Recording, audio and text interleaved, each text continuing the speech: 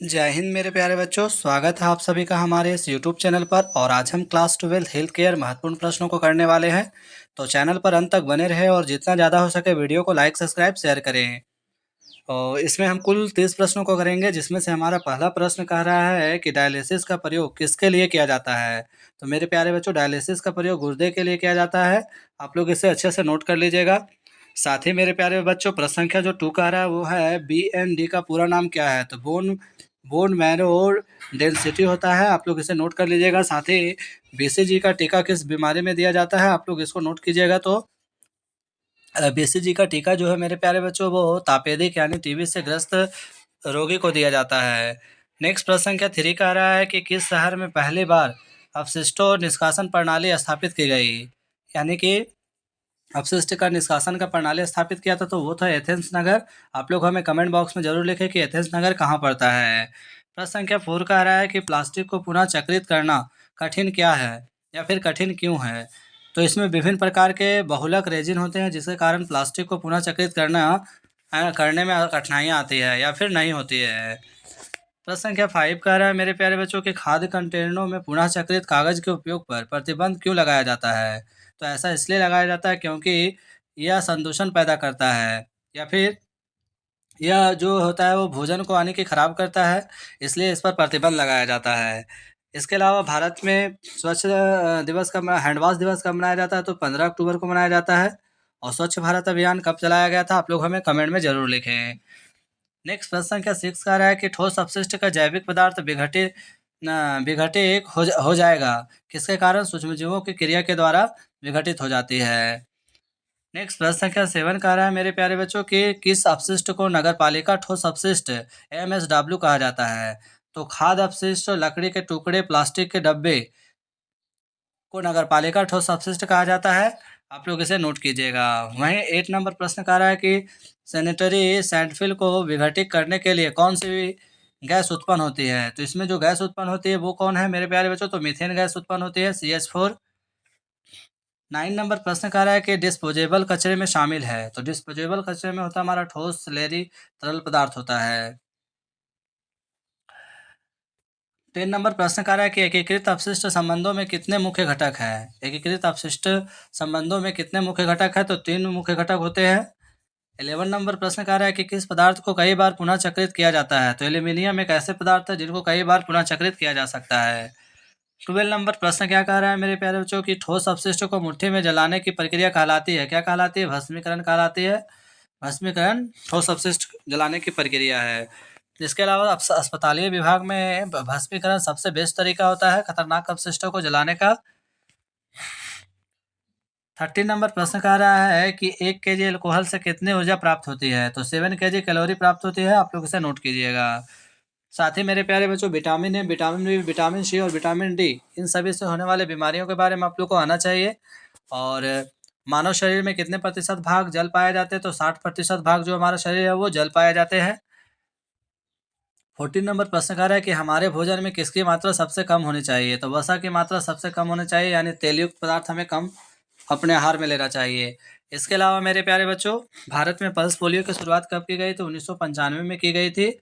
और संयुक्त राज्य अमेरिका यानी कि WHO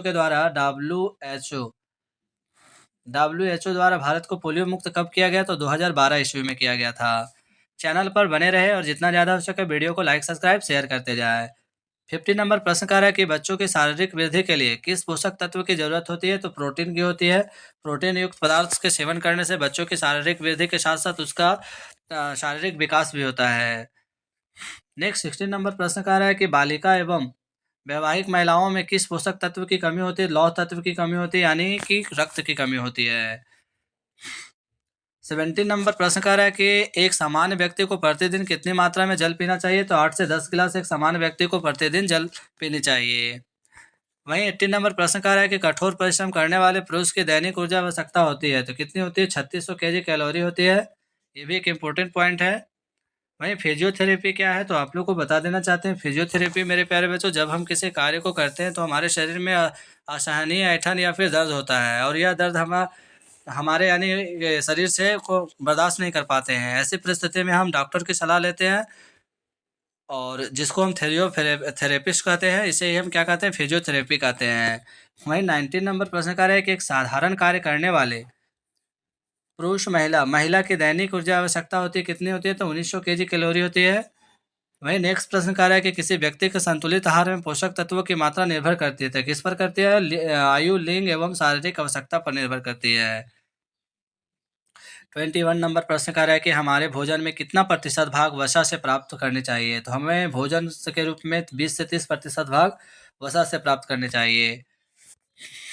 22 नंबर प्रश्न कह रहा है कि विश्व स्वास्थ्य संगठन ने जैव चिकित्सा अपशिष्टों को कितने श्रेणियों में वर्गीकृत किया है, तो उन्होंने 4 श्रेणियों में वर्गीकृत किया है। 23 नंबर प्रश्न कह रहा है कि लैंडफिल कितने प्रकार के होते हैं, तो 3 प्रकार के लैंडफिल होते हैं। वहीं अपशिष्ट को तापीय उपचारित करने के लिए कितनी विधियां होती है, तो अपशिष्ट को तापीय उपचारित करने के लिए 3 विधियां होती है, और सबसे बेस्ट विधियां जो होती है वो भस्मीकरण होती है। 25 नंबर प्रश्न कह रहा है कि सरकार के 3 नियम के तहत आज ठोस अपशिष्ट प्रबंधन के दिशा निर्देशों का पालन किया जाता है, तो ठोस अपशिष्ट नियम 2016 के द्वारा लागू पालन किया जाता है। साथ ही मेरे प्यारे बच्चों, आप लोग को जानकारी देना चाहते हैं कि भारत में WHO में वर्तमान WHO की स्थापना 1948 में की गई थी। आप लोग इसे नोट कीजिएगा। 1948 में WHO की स्थापना की गई थी। इसमें वर्तमान में सदस्य कितने हैं, तो 194 इसके वर्तमान में सदस्य है। 194 इसके अभी वर्तमान में सदस्य देश है। तो एक इम्पोर्टेंट प्रश्न होने वाला है। साथ ही 26 नंबर प्रश्न कह रहा है कि ठोस अपशिष्ट प्रबंधन के कथात्मक घटक की संख्या कितनी होती है, तो 6 होती है। आप लोग इसे नोट कीजिएगा। वहीं 27 नंबर प्रश्न कह रहा है कि मानव शरीर में विटामिन ए का निर्माण कहाँ से होता है, तो हमारे शरीर में विटामिन का निर्माण यकृत से होता है। 28 नंबर प्रश्न कह रहा है कि विटामिन नाम किस वैज्ञानिक का नाम होता है, तो ये कश्मीर फंक का नाम दिया गया। विटामिन जो शब्द है वो नाम है किस वैज्ञानिक के द्वारा दिया गया है, या तो किस वैज्ञानिक का नाम है, कश्मीर फंक के द्वारा दिया गया है। वहीं 29 नंबर प्रश्न करें कि श्वसन की प्रक्रिया के दौरान होती है, तो क्या होती है, अपचयन होती है। और आज का हमारा आखिरी प्रश्न है मेरे प्यारे बच्चों कि कौन सा अंश श्वसन को नियंत्रित करता है, तो मेंडुला ओवल गैस जो होता है वो हमारे श्वसन को नियंत्रित करता है। और इस तरह से हमने 30 महत्वपूर्ण प्रश्नों को सोल्व किए हैं। आशा करते हैं आप सभी बहुत अच्छे से तैयारी कर रहे होंगे, और ऐसे प्रश्न हमारे एग्जाम में बहुत बार पूछे गए हैं। तो एक उम्मीद के किरण के साथ आप लोग तैयारी कीजिए और जितना ज़्यादा हो सके मेहनत कीजिए। और अगर वीडियो अच्छा लगा हो तो लाइक, सब्सक्राइब, शेयर कर दें। नेक्स्ट वीडियो में हम नेक्स्ट और प्रश्नों को लेकर आएंगे। आज के इस क्लास में हमारा क्लास अंत होता है। जय हिंद, जय भारत।